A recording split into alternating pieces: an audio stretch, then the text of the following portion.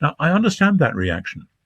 But then when it's presented as you are killing, you are murdering an unborn child, I think we do have to be very, very careful. And I've had personal experience of this with a close family member where soon after the couple discovered that they were pregnant, or the wife was pregnant, then it also became apparent that the wife had been accidentally exposed to German measles, rubella. Now, as we know, that exposure to German measles can result in serious deformities in the womb, etc., etc.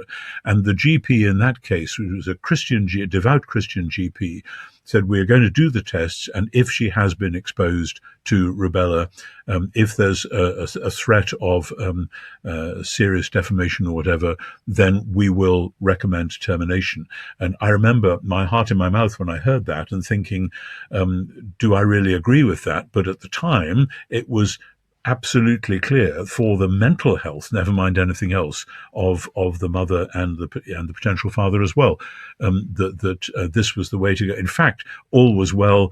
The rubella had not actually done what it sometimes might do, and that child was born perfectly healthy and has grown up now, etc. This was a long time ago. But that made me very sensitive about the fact that there are many, many cases where it is about the mother's health versus the health of the child or whatever, and particularly that, as you cited, in cases of rape or in cases of incest, there may be a very, very strong argument for saying this ought never to have happened, and with sorrow, because we do not want to do this in principle, but with sorrow and a bit of shame, the best thing to do is as soon as possible to terminate this pregnancy. Now, I've seen the debates. I've read books about the debates as to at what point it's okay, or at what point it becomes not okay. And I know that in my own country, people have pushed for the legislation to be allowed to say right up to the moment before the woman is ready to give birth, that if they decide for whatever reason on an abortion, then that's okay. And that I find not only wrong but repulsive, because if you wait till the child's been born and then say, well, we didn't really want a girl this time, so we'll just get rid of her, then that would be a criminal act, and quite rightly so. That would be murder, and it would be a pagan thing. This is something we must never forget, that in the ancient world, people regularly, when they had a child they didn't want, especially if it was a girl, they left that poor child out for the wolves or the gypsies or whoever to take and do with what they wanted. The early Judeans didn't do that. The early Christians didn't do that because they valued every human being. Likewise, there were techniques of abortion in the ancient world. In fact, quite often when a woman was pregnant and the father didn't want that woman to be pregnant, the father might insist that the woman should have an abortion, which in those days was possible but often very dangerous. They would take certain drugs or have certain rather invasive medical procedures, and it makes me shudder at the thought of it. In other words, all that sort of thing went on in the ancient pagan world, and the Judeans and the Christians wouldn't have anything to do with it. Thank you very much. And I think that shows us the way, that in principle, this is not something which we should welcome. It is not something which we should collude with.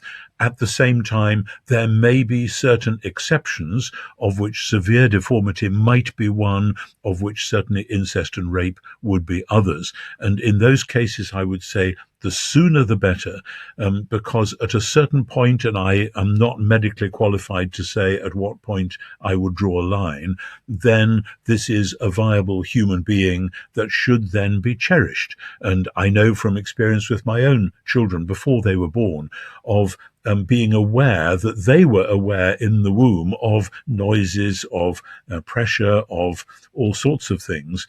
And that the more we know about psychology, the more it really does appear that some of the impressions which are given to this child in the womb will re-emerge as their children and as they grow up. So we're not just talking about some inert lump of matter which we can just get rid of as we please. So the whole debate about the woman's rights, it's very difficult. It's very hard for a man to talk about this.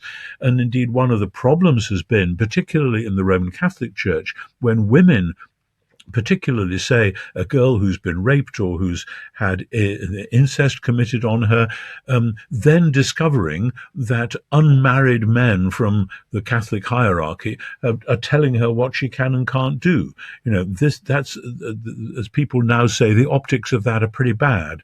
That's part of the same system of male bullying, which we have to avoid like the plague.